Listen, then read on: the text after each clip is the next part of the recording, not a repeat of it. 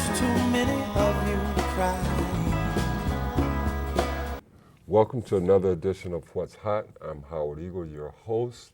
As always, we'd like to thank the community for tuning in and remind you that you can catch us right here at RCTV, Channel 15, every Wednesday and every Saturday at 6 o'clock p.m.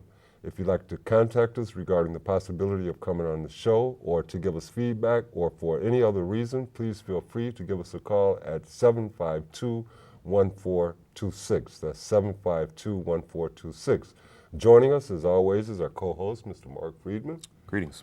And our special guest today is Mr. Amen Ptah, and we're here to have a discussion about an event that's coming up in a couple of days, this Friday at 6 o'clock p.m.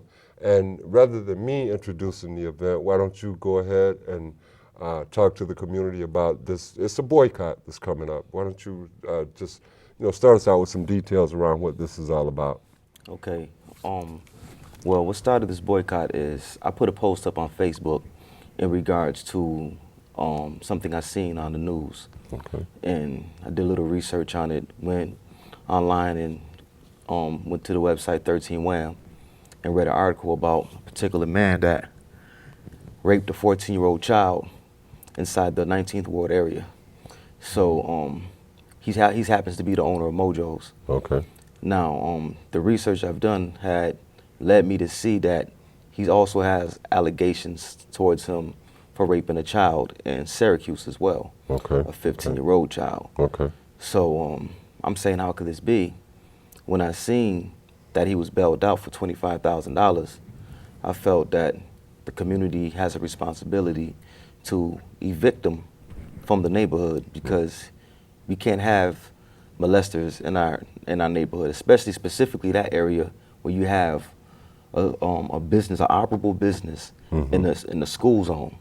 He's right dead in the middle of two schools, sure. Wilson Magnet and Madison, and we can't have that. Yeah. Now we've seen those media reports, and in fact, according to the media reports, this man's name is Taha Alashwa. I believe I'm pronouncing it correctly, and he is the owner of Mojo's Pizza and Chicken place at the corner of Frost and Genesee Street. And as you said, many of the young people from across the street, from the school across the street, in fact, go over there sometimes for lunch and certainly after school and so forth.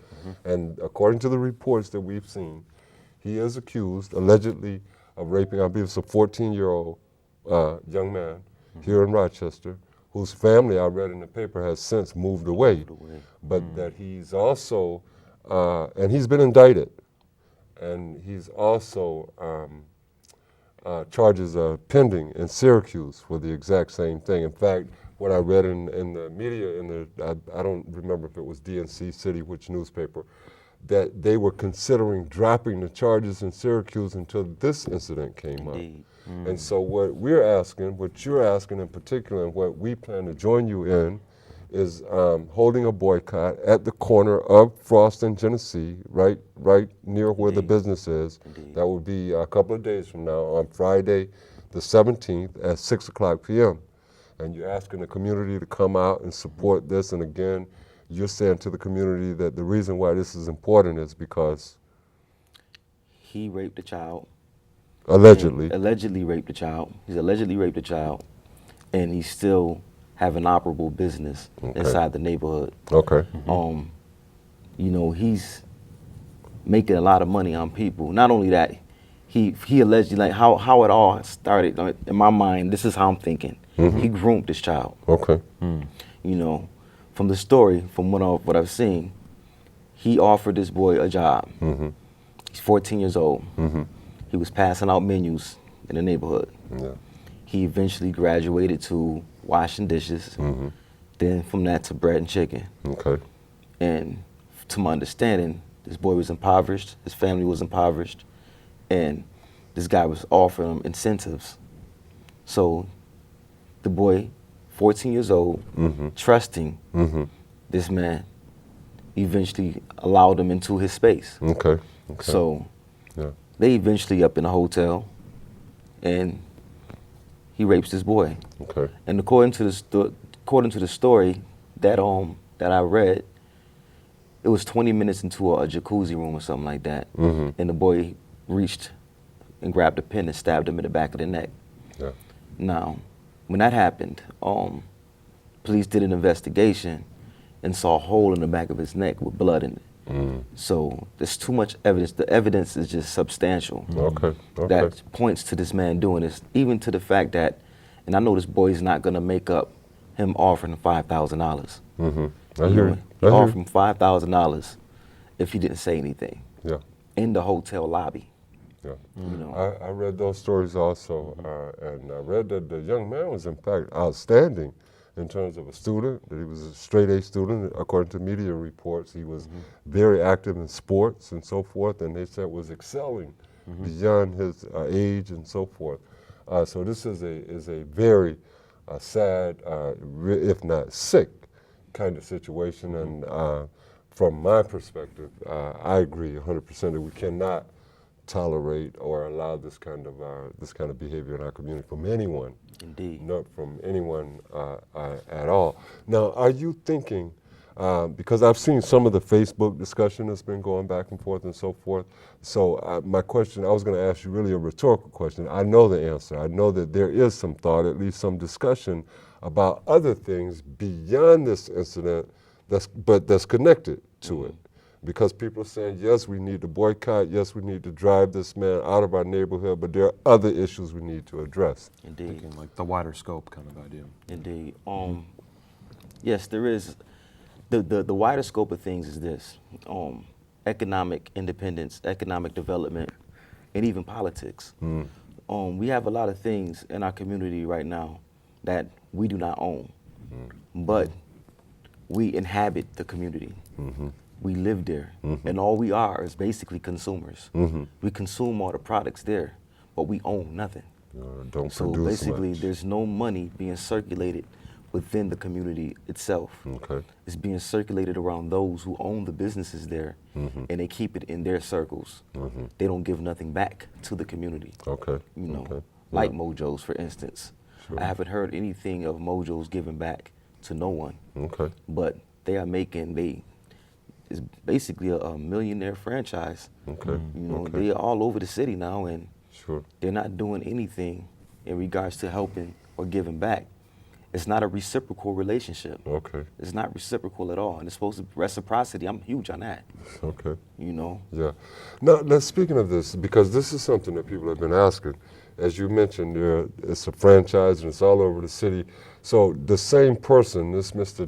Taha Alashwa, is not the owner, if my understanding is correct, of all of the Mojos that are around the city. Is that correct? Yeah, to my understanding that he's not the owner. I've been hearing mixed stories about that. Yeah. Okay. I've been Okay. hearing that he's the actual franchise owner, that he the man that holds the franchise license. This is what I've been hearing. Okay. I don't know how true this is. Oh, okay. Okay. But Okay. that's the stories I've been getting. Okay. And I've also heard that you know, how it started.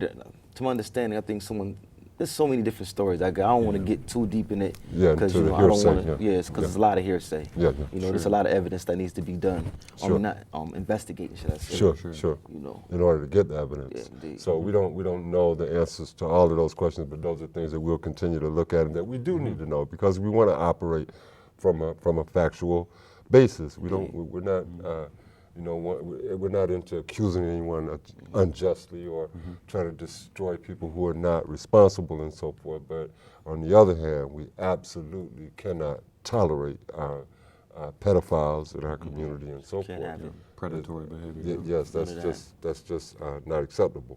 Now, there were some actions that are not directly related to this beginning to happen even before we found out about this issue, around people, the discussion about organizing, the need to organize and so forth. And I know you were involved, and I assume you still are, with some of that, some of those discussions that were taking place even before we found out about this. Are those efforts being merged, or is there discussion about that? You want to talk a little bit about the other efforts and so forth? Prior to this, you know, we have a lot of murders that happened throughout the city. Yeah. This year we have a huge body count so far, and that's a big issue. Yes, of course. And you know, primarily the youth is involved in this. I think that we need to be able to reach the youth and change their whole focus, because what I admire about the youth is that they can come together. You know, even though they come together in cliques, they still have a sense of unification amongst themselves. Okay. You know, they're coming together. Okay. But they're coming together for the wrong purposes. Yes, You yes, know. I hear you. So my whole thing is to, you know, twist their way of thinking into a form of positive, because right now economics is the problem. The main reason why these youth is coming together like that is because of poverty. You know, they're impoverished, they trying to make some money, and you know, they think the only way they can make money is selling drugs or, you know, activity of that nature. And me, you know, my past, I thought the same way, and, you know, unfortunately, I've racked up some felonies. Okay.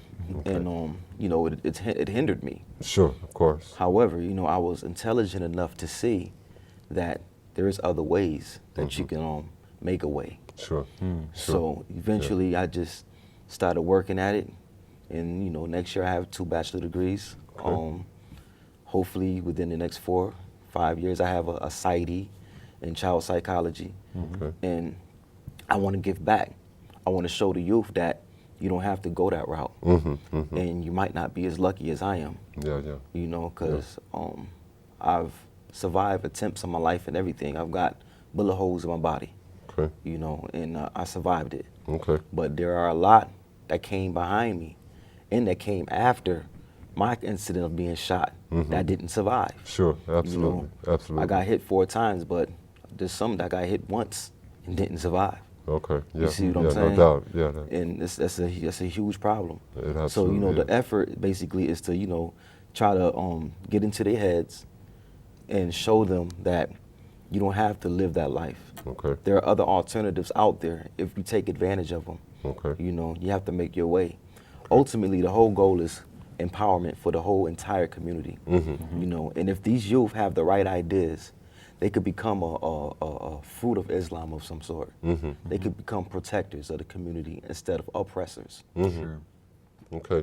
Now, yeah, I want to come back and talk a little bit about alternatives that are available. I want to pull Mark into this discussion, though, because you say that for many of these youth, they believe that they don't have any alternatives. For all practical intents and purposes, many of them really don't. I mean, not in the immediate. And part of the reason why, at least we maintain, I know you argue this all the time, is because of the ineffectiveness of the school system. That many of them are going straight from the schoolhouse to the jailhouse. So that when we talk about, the school to prison pipeline, that's real. That's not some abstract thing that rhetoric we're using and so forth. So where does that, what's the role of educators and the institution of education in terms of, I don't know if you say cutting that line that leads directly from the schoolhouse to the jailhouse and so forth, and I mean, how do we intervene with the youth before we have to do, or how do we do prevention with the youth rather before we have to intervene in the crisis mode and so forth? Well, a couple aspects in my mind are coming out because as I'm hearing you speak, right? The kind of misled or astray youth that are going in direction that had the potential to be something positive. I'm connecting that in my mind with what you're talking about in terms of cooperative economics. And none of that should be divorced. None of that should happen in any kind of vacuum when it comes to the education system in terms of like systemically the role as an institution that education should play in operating in that way. And as of now, let's be honest, there's oftentimes a very removed divorce sense, particularly for white middle class teachers that make up a majority of our teachers in terms of with these kind of issues. It's oftentimes feel like, oh, that's an issue that's out there and we just deal with, lesson planning and this, that, and third. And so, I mean, I don't want to be abstract about that. We've got to find concrete ways in which we have teachers, right? We have teachers in education, and then the system as a whole really get into this start to break outside of that way of operating and get into these kind of discussions about what role can education play with the early intervention, because of course we've got a lot of revision to do and a lot of change and fixing to do internally, even within the system. But then in the wider sense, right, like interacting with the community and building those closer relationships with the community. So this is not just something that happens out there and we say, oh, students are in poverty and they come in, and we've got to be involved in changing those conditions too. Not in a fly in and as a Superman sense, but cooperatively developing those kind of relationships with folks. Yeah, is the critical, I think, the real operative relationships term. that are ongoing. Real relationships, not just superficial. Right. You know, but you know, we need to see educators in the streets, and we need to see the streets in education. Right. That for real. I mean, people in the schools helping and supporting the youth and being known element in the community. Yeah. Absolutely. First and foremost, before we move, hold that point.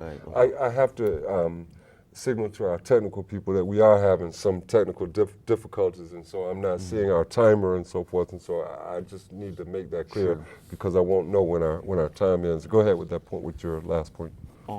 Basically, it's all about bridging the gap. Each generation are out of touch with each other, so therefore there's a lack of understanding. How we be able to bridge those gaps is communication. You know, I'm working on a documentary called "The Other Side of the Window," Voices of the Street, and basically it's about giving those who are in the street a platform to actually speak on the experiences that they're going through. Because we hear the judges' opinions, we hear the probation officers, the parole officers, we hear those who are in control opinions about what's going on.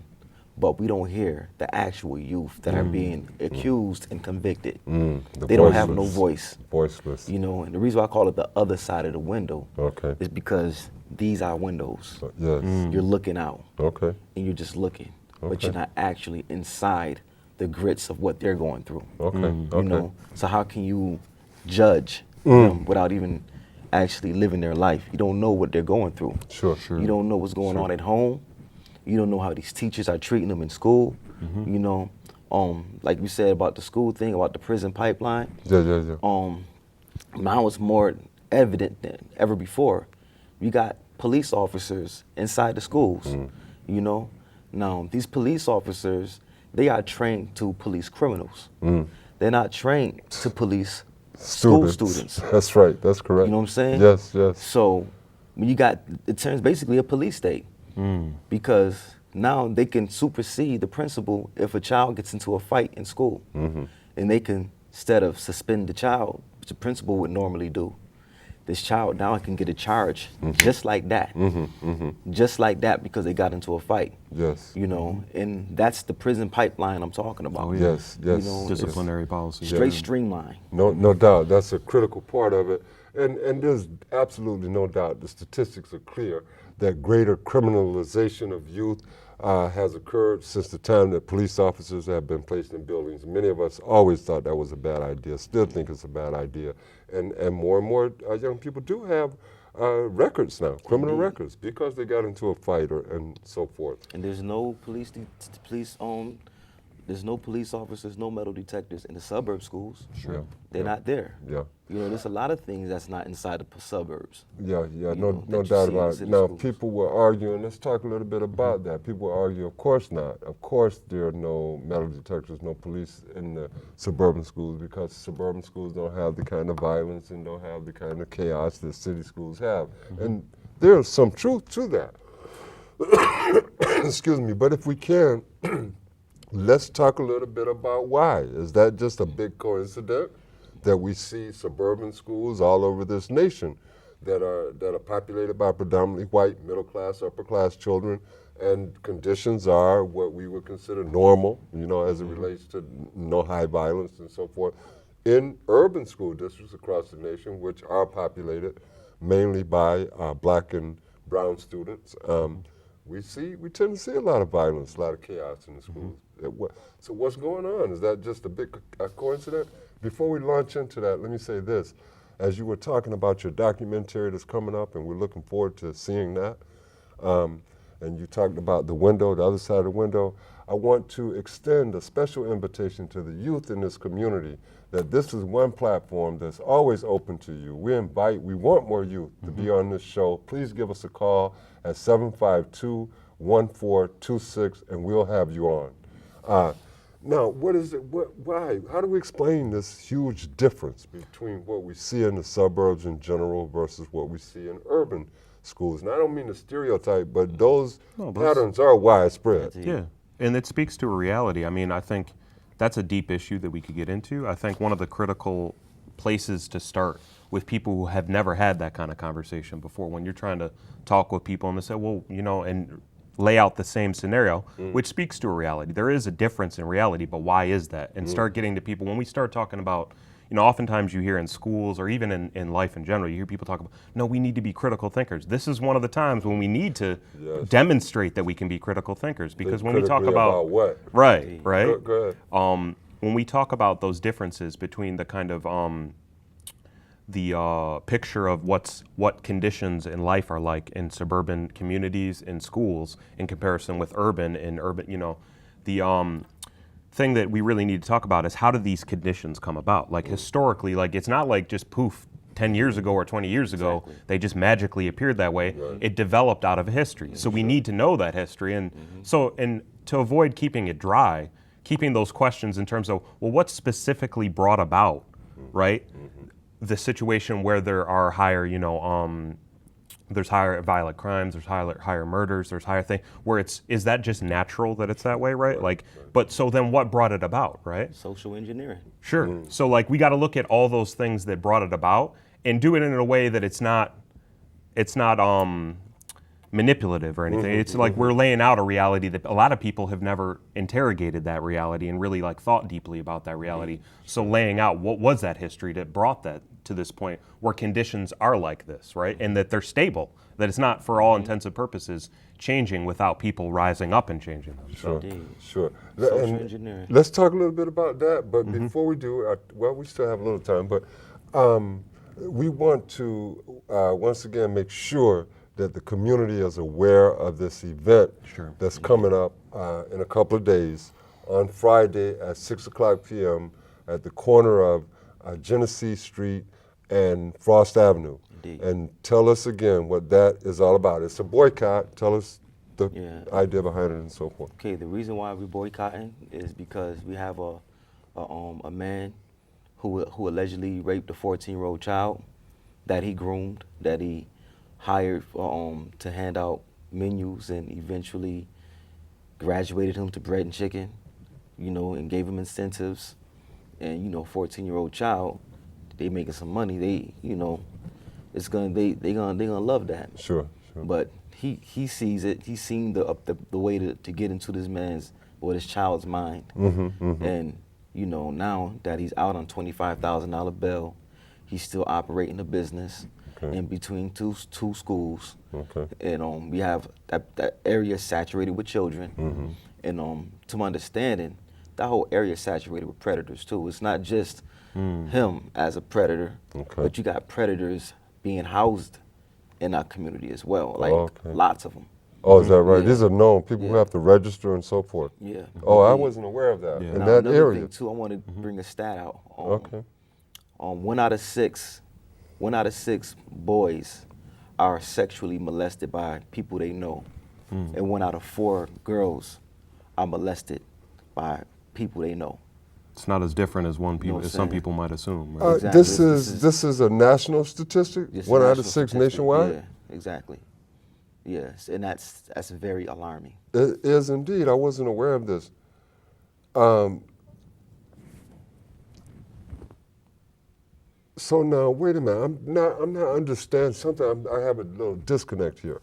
You're saying that there are known sex offenders. You're talking about people who have to register as such and so forth in the area of the schools. I thought that wasn't permitted. Yeah, but that's what's going No, on. there's a certain boundary, but it's not a very large boundary. Okay, so I didn't know that. I thought they couldn't live within, I thought people who are registered as sex offenders and so forth could not live within certain distances from schools. And I believe there's certain distances, but again, it's not a very I don't. I don't know. I don't know exactly what the statistic is or okay. what So what the policy is, but it's something to look into.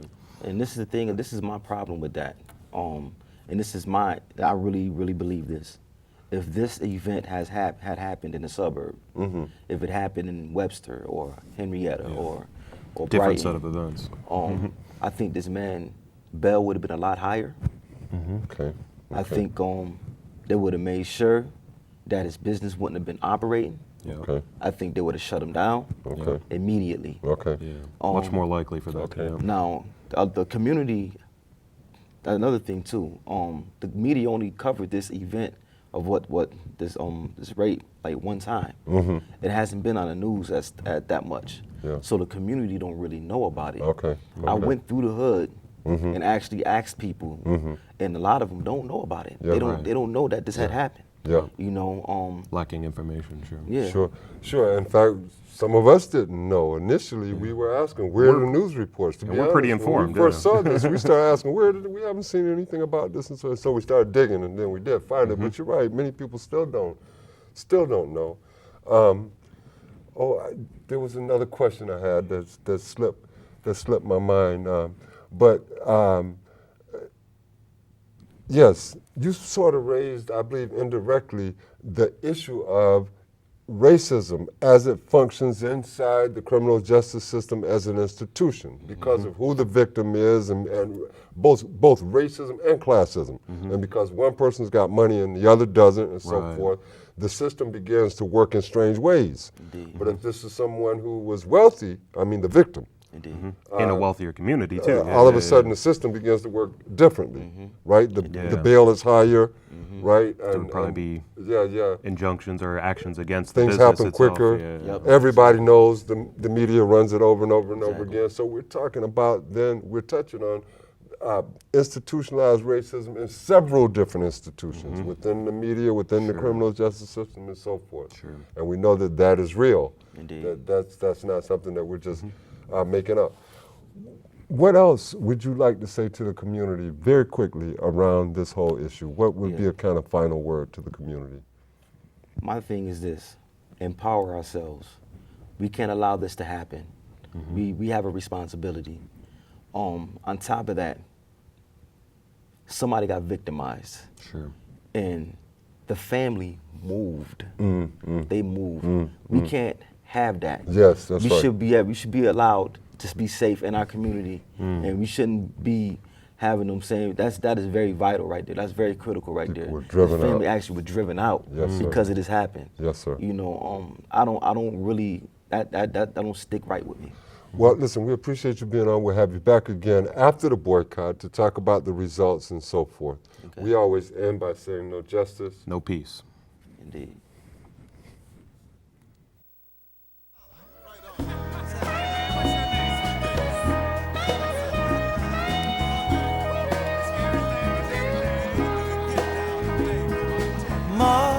Mother, there's too many of you crying.